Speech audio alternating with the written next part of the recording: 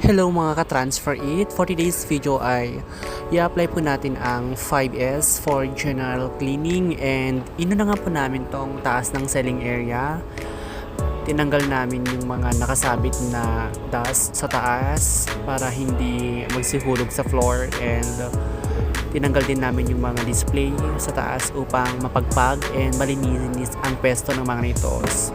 Next naman po is sa cashier area, tinanggal namin yung mga forms, lagayan upang matanggal yung mga hindi na nagagamit and malinisan din yung pwesto nito.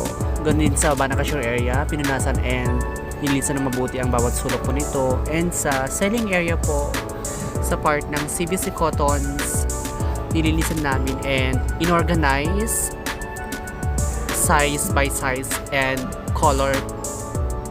And ganoon din sa consumables, inayos po namin and pinunasan namin para maayos din tignan ang itsura nito at binalik sa damang kaayusan.